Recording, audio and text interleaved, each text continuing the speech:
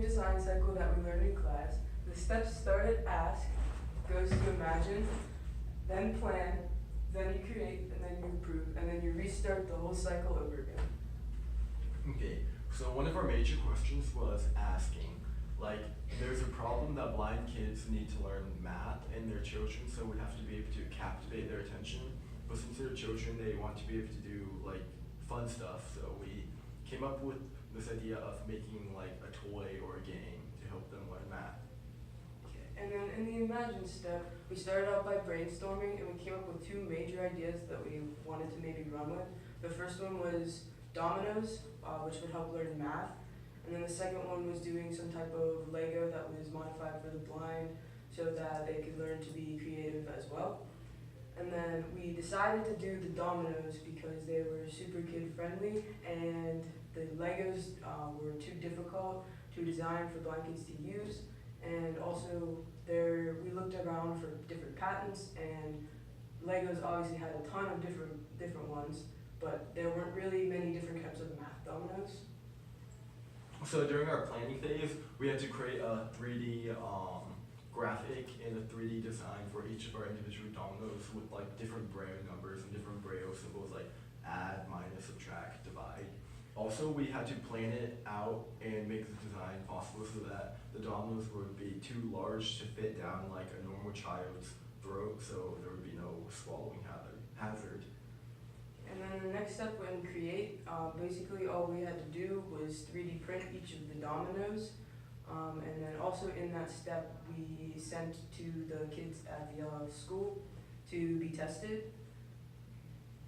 Okay, for our improvements, we added a lot of improvements, like such as we created a bag, a better container to hold onto the dominoes in, and also we improved like the design and layout of the dominoes, such as we made more of the dominoes so they could be funner to play with and there'd be more quantity. We also fixed the directions to make them more clear, seeing as the kids had a difficult time with understanding how to play the game we designed. Okay, so some of the design challenges that we faced through our project, the first important one was we had to find a way to include the blind kids in learning math on the dominoes, and so we did that by including braille for each of the numbers and the math signs. We did on the top half of the domino just the number or the sign, and on the bottom half it had the corresponding braille for that symbol or number. And then the other main portion was designing the domino to be big enough so that it was not a choking hazard. In order to do that, we did some research and testing to figure out what size would be best. And it had to be big enough so that it would not fit down a tube that had a diameter of 1 1/4 inches.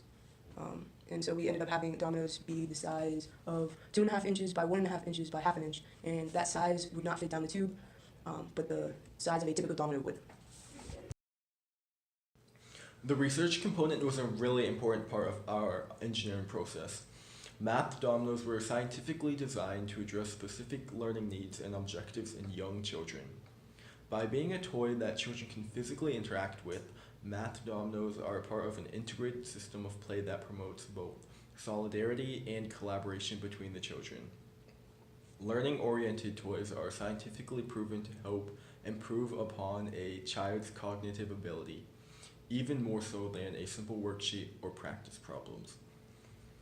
Younger children are statistically shown to receive a greater benefit from these integrated systems of play than older children, so it is imperative that children begin the process of learning from a young age as to be able to build a strong foundation on which other knowledge can be accumulated.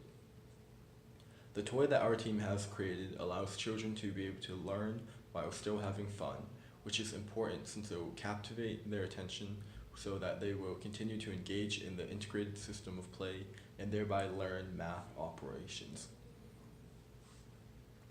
So, for how we did on the project, we placed 8th, which is probably not as high as we would have liked, but coming in we didn't have many expectations, so we weren't too disappointed with that. That being said, what we would have done differently is that one of the things is that we would have painted the braille differently and the numbers and the symbols on the dominoes so it was more aesthetically pleasing for children playing with it who aren't blind. Also, we would have planned more time to 3D print the dominoes as nearing the end of the project we had to get a lot done and it takes a lot of time to 3D print these. Another thing that we would have liked to have done differently is to test more than once, because it would allow us to have more and more improvements and eventually make it the best that it could have been, as opposed to what we ended up with. As far as advice to next year's freshmen goes, definitely make sure that you start as early as possible so you give yourself the maximum amount of time you need to work on your project. Being able to test your project multiple times can really help you find any possible flaws in it and be able to improve them for the actual thing.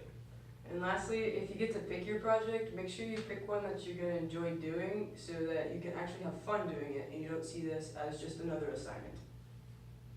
Toy designers out.